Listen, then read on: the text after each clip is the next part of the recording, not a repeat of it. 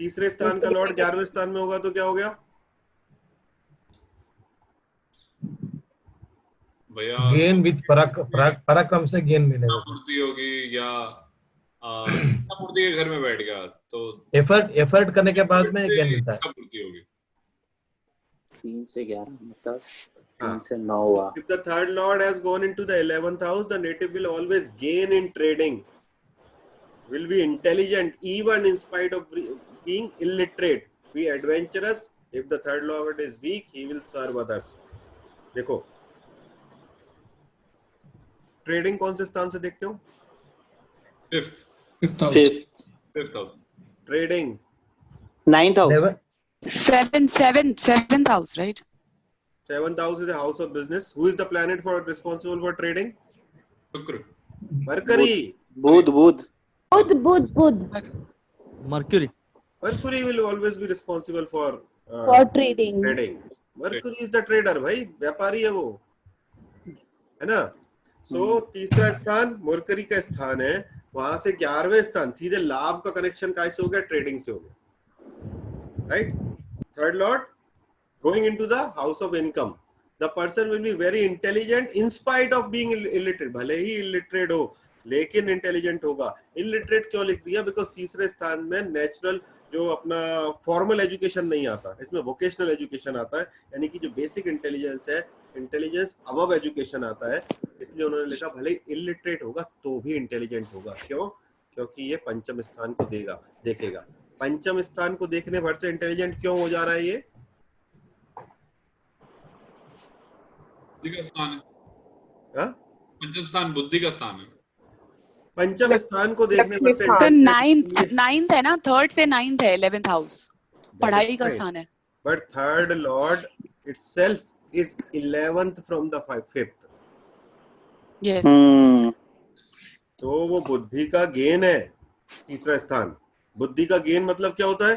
बुद्धि का गेन मतलब मैंने जो अर्जित किया, बुद्धि भगवान ने मुझे दी, मैं उसको इम्प्लीमेंट कर पा रहा हूँ कि नहीं कर पा रहा, ये मैं थर्ड हाउस से देखता हूँ, राइट? तभी तो बुद्धि का गेन है वो, तभी तो प्रैक्टिकल नॉलेज है वो, बुकिश नॉलेज नहीं है। ये बात समझ पा रहे हो? तीसरा स्थान बुकिश नॉलेज नहीं है। बुकिश नॉलेज आपको पंचम से आएगी, मतलब आपको किसी सब्जेक्ट पे ज्ञान है क्या, ये पंचम से आएगा। आप उसका केवल कोच ही बने रहोगे कि उसको इम्प्लीमेंट भी करना जानते हो, उसको पराक्रम से एग्जीक्यूट कर जीतना जानते हो, ये तीसरे स्थान से देखोगे आप।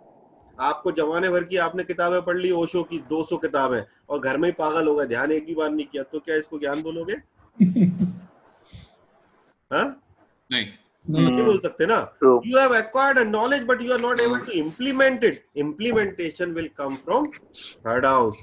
दो planet responsible है। बुध is implementation of knowledge. Mangal will give you the courage to implement anything. Right? Do you think without Mangal you can implement anything? No. Nothing you can implement. Nothing. मंगल के बिना, मंगल सबसे important ग्रह है कोई भी चीज को एग्जीक्यूट करने के लिए। दशम में दिग्बल होता है उसको, right?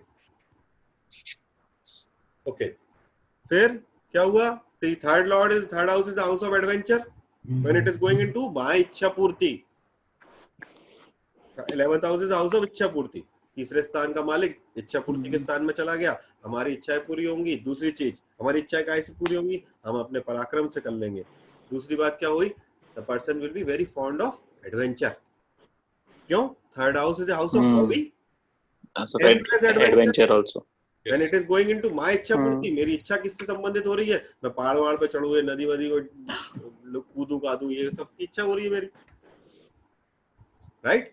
Now when third lord is weak there, अगर वहां पर जाकर कमजोर हो गया, मेरा पराक्रम जाकर इच्छा पूर्ति में पिट गया, मेरा गेन को कम कर देगा वो, मैं दूसरों की सेवा करता घूमूंगा, so my gain is less, right? Third Lord debilitated होकर चला गया मान लो, या फिर वहां पर उसके बाद बहुत प्रभाव पड़ गया दूसरे ग्रहों का, तो क्या हुआ? मतलब शनि मंगल राहु केतु से प्रभावित हो गया, तो मेरा जब मैं गेन के लिए जाता हूं, यानी कि जब मैं लाभ कमाने जाता हूं, तो मेरा लाभ नहीं आता, मेरा प्रयत्न का लॉर्ड वहां पर जाकर कमजोर हो रहा है, यानी कि मैं अपने पराक्रम को अपने गेन में कन्वर्ट नहीं कर पा रहा हूं। So my हाँ। income or my इच्छा पूर्ति will be less. I have to serve others.